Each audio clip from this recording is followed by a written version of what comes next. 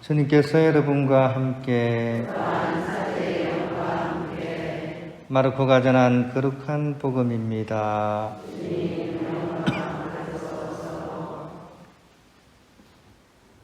그때 예수님께서는 성전에서 가르치시며 말씀하셨다. 어찌하여 율법학자들은 메시아가 다윗의 자손이라고 말하느냐? 다윗 자신이 성령의 도움으로 말하였다. 주님께서 내 주님께 말씀하셨다. 내 오른쪽에 앉아라. 내가 너의 원수들을 내 발 아래 잡아놓을 때까지. 이렇듯 다윗 스스로 메시아를 주님이라고 말하는데 어떻게 메시아가 다윗의 자손이 되느냐? 많은 군중이 예수님의 말씀을 기쁘게 들었다. 주님의 말씀입니다. 갈비입니다. 요즘 국제화 시대라서 영어를 많이 쓰죠, 그죠? 영어 잘하십니까? 한번 테스트 해볼까요? 눈을 영어로 뭐라 그러죠? 잘 모르세요? 쉬운데 혀를 좀 꼬고서요. 눈 그러면 됩니다. 해볼까요? 시작. 눈. 탁자를 영어로요. 시작. 탁자. 오늘 이 독서를 보면 이 옛날 소설인 그런 신청전을 보는 것 같은 이야기가 나옵니다.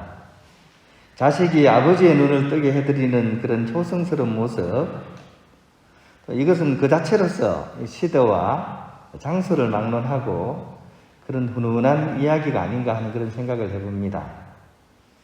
한편 이 이야기는 욥기의 내용과도 이렇게 연관이 되어 있는 것 같습니다. 하느님께서 의로운 욥에게 온갖 고통을 주시지만 욥은 이런 시련에 굴하지 않고 주님께 의지하고 결국에는 주님의 사랑을 가득히 받는다는 점에서 이렇게 두 개가 이렇게 연관이 되어 있는 것 같습니다. 아무튼 제가 처음에 말씀드린 것처럼 오늘 눈이라는 단어에 한번 초점을 맞춰보면 좋겠습니다. 눈이 옛날 속담에 눈이 이렇게 소중한 걸 이렇게 다루는 속담이 있죠. 뭡니까? 몸이 천냥이면 눈은요 900냥 그러잖아요. 그러니까 몸 중에서 몸이 천냥이면 눈이 900냥이니까 이 얼마나 이게 소중하다는 얘기겠습니까? 왜냐하면 외부 세계를 우리가 인식하고 이렇게 이해할 수 있는 그런 가장 대표적인 감각기관이 눈이기 때문입니다. 이처럼 이 하느님이 창조해 주신 이 세상 만물을 만끽하고 또 그것을 또 기쁘게 감사하게 바라볼 수 있다는 점에서 눈은 이 하느님께서 우리에게 주신 가장 큰 그런 은총의 기관이라고 해도 틀림이 없을 겁니다. 근데 우리가 이 소중한 눈을 가지고 있는데요. 눈을 몇 개를 가지고 있죠? 잘 모르시네요. 제가 막 흔들어 가지고 보여드릴게요. 몇 개요? 몇 개요? 2개, 그죠? 어떻게 2개죠? 하나는 오른쪽, 하나는 왼쪽. 맞기는 맞는데 제가 얘기하는 정답은 아닙니다. 2개는 2개인데 사람한테는 눈이 오른쪽 왼쪽이 그렇게 2개가 있는 게 아니고 하나는 육신의 눈이 있고요. 세상의 모든 것들을 바라보는 육신의 눈이 있고 또 다른 하나는 보이지 않는 것을 보는 그런 눈이 있습니다. 이걸 뭐라고 부릅니까? 그렇죠. 이걸 마음의 눈이라 영안이다 이렇게 부릅니다. 영안이다. 신앙인들은 어떤 눈을 떠가는 사람이죠? 그렇죠. 육신의 눈도 물론 뜨고 살아야지만 신앙인들은 영안, 즉 마음의 눈, 영혼의 눈을 떠가는 그런 사람들입니다. 그리고 그 육신으로 보는 것보다 더하게 마음의 눈으로 볼 수 있는 것을 더 소중하게 생각하고 그것을 더 추구하는 사람들, 그런 사람들이 바로 신앙인들입니다. 오늘 독서에서 육신의 시력을 잃었던 토비트는 아들 토비아의 온갖 정성과 하느님의 은총을 통해서 홈플러스 사건이 벌어지죠. 그죠? 홈플러스가 뭡니까? 1+1이죠. 그죠? 하나 사면 하나 끼워주죠. 그죠? 이것처럼 육신의 눈을 뜨면서 동시에 마음의 눈을 뜨게 되는 그런 장면을 우리에게 보여주고 있습니다. 이러한 토비트의 기분을 17절은 이렇게 막 얘기합니다.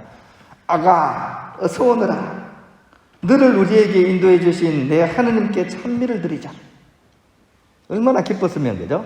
이렇게 막 마음 깊은 곳에서 올려나오는 이 탄성을 터뜨리면서 아마 덩실덩실 춤을 추면서 이 말씀을 이렇게 터뜨리지 않았을까 하는 생각이 듭니다.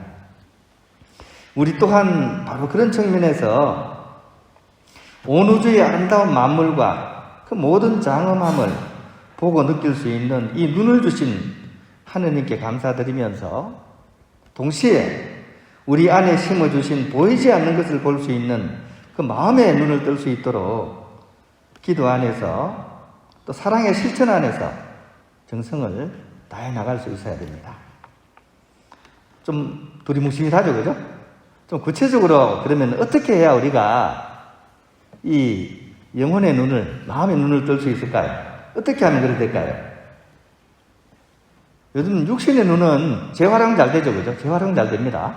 옛날에는 나이 한 60, 70대면 침침해서 못 썼는데 요즘은 어떻습니까? 수술하면요, 감쪽 같아요. 백내장 수술 이런 거 있잖아요, 그죠? 옛날에는 뽀얗게 안 보였는데 요즘은 거기다가 렌즈를 싹 끼워버린대요. 그러면 눈이 어떻게 해요? 아주 젊은 사람 눈처럼 막 깨끗하게 보여요. 깨끗하게. 육신의 눈은 이제 비록 수술비는 좀 비싸지만 그렇게 볼 수 있는 길이 열렸어요. 그러면 우리 마음의 눈은 그러면 어떻게 하면 뜰 수 있을까요? 우리는 더 중요한 게 마음의 눈이잖아요. 마음의 눈은 어떻게 하면 뜰 수 있을까요? 제가 다 이렇게 알려드릴 수는 없습니다. 저도 모르기 때문에. 근데 한 가지는 제가 좀 말씀드릴 수 있어요. 뭐냐 하면, 마음의 눈을 뜨는 데 있어서 제일 장애가 되는 것을 말씀드리고 싶어요. 마음의 눈을 그러면 뜨는데 제일 장애가 되는 게 뭐냐? 그거는 바로 사로잡히는 거예요. 어떤 거요? 사로잡히는 거. 기억하십시오. 어떤 거요? 사로잡히는 거. 우리 마음이 뭔가에 딱 사로잡히면 그것 때문에 다른 것을 못 봅니다. 그래서 마음의 눈을 뜨는데 제일 장애가 되는 게 사로잡히는 거예요. 오늘 복음에 예수님께서 무슨 얘기합니까? 메시아가 누구의 아들이라고요? 다윗의 자손이다. 맞는 말이죠. 당연합니다. 이스라엘 사람한테 다윗의 자손인 게 당연해요. 근데 맨 마지막에 예수님 뭐라 그럽니까? 그런데 다윗 스스로 메시아를 주님이라고 말하는데 어떻게 메시아가 다윗의 자손이 되느냐? 오히려 반문을 하는 거죠. 그죠? 예수님이 그 다윗의 자손이라는 걸 모르는 걸까요? 아시는 걸까요? 그럼 알면서 왜 이런 얘기 하는 걸까요? 사로잡히지 말라는 얘기입니다. 이 문구에 사로잡혀서 이것을 가지고 여기 마음이 꽂힌 상태에서 세상의 모든 것들을 바라보고 해석하려고 하면 장애가 생기는 거죠. 거기다가 이 똑똑한 사람들, 이 질문을 하는 사람이 똑똑한 사람들입니다. 학자들입니다. 이 사람들이 이 문구를 가지고서 어떻게 사람들을 저울질하고 판단하는 데 씁니다. 잃어버린 게 있죠. 그죠? 뭐를 잃어버렸습니까? 뭔가에 딱 꽂히게 되는 순간 뭔가를 잃어버려요. 그게 뭘 잃어버립니까? 사랑을 잃어버립니다. 하느님의 계명, 하느님의 가르침은 이 사랑이 항상 있어야 돼요. 사랑이 항상 있고 그것을 가장 근본으로 하고서 이 모든 것들을 이렇게 접해야 되는데 그 문구에 딱 박혀버리면 가장 중요한 사랑에서 쓱쓱 빠져나가 버리고 그리고 그 문구를 가지고 사람들을 어떻게 판단하는 거죠. 침대 얘기 아시죠? 침대, 그죠? 침대에다가 사람 딱 눕혀가지고 길면 어떻게 다리 잘라버리고 키가 작으면 어떻게 늘리고, 그죠? 그런 이 전설이 있죠, 그죠? 이렇게 하고 있는 겁니다. 그러면 반대로 그러면 이 율법학자나 바리사의 반대는 어떤 거겠습니까? 탁 꽂혀 있는 마음이 아닌 오히려 야들야들한 어린이의 마음, 아이의 마음, 이것이 마음의 눈을 열게 하는 그런 비결입니다. 우리 성당을 나가면요, 저기 어떤 자매님이 남편이 이렇게 아프셔가지고 보니까 기간이 길어야 한 2, 3년 정도 되는 것 같은데 투석을 하는데 그 옆에 있으면서 한 땀 해가지고 하나님 그죠? 예수님 성천하시는 그런 그림을 아마 가시면서 한번 보세요. 있습니다. 그죠? 그 그림에서 여러분의 눈을 제일 많이 끄는 게 뭡니까? 오른쪽 밑부분에 꼬맹이 하나가 약간 정신이 좀 약간 모자라 보이는 아이가 하늘을 향해서 막 이러고 있습니다. 하늘을 향해서. 멀쩡한 사람은 못 보는데 그 오히려 불쌍하게도 보이는 그 모자란 아이가 하늘을 막 가리키고 있어요. 뭐를 가리키고 있습니까? 부활 성천하시는 예수님을 바라보고 저걸 보라고 사람들을 가리키는 그런 모습이 나오죠. 그죠? 야들야들한 아이의 마음. 우리는 그 애가 바보스러워 보일지 모르지만 하늘나라의 신비는 오히려 그런 어린이의 마음이 더 잘 알고 있는지도 모릅니다. 오늘 이 복음 말씀을 이렇게 묵상하면서 오늘 눈에 대해서 한번 우리가 성찰해 보면 좋겠습니다. 일독서 내용도 그렇고 복음의 말씀도 마찬가지입니다. 학자들은 못 보고 반벙어리 어린아이 눈에 늘 보이는 그것이 과연 뭘까? 그 아이에게는 왜 그게 보일까? 이것을 오늘 한번 우리가 한번 성찰해 보면 좋을 것 같습니다. 정답은 여러분들이 찾으시기 바랍니다. 영광의 성부와 성자와 성령께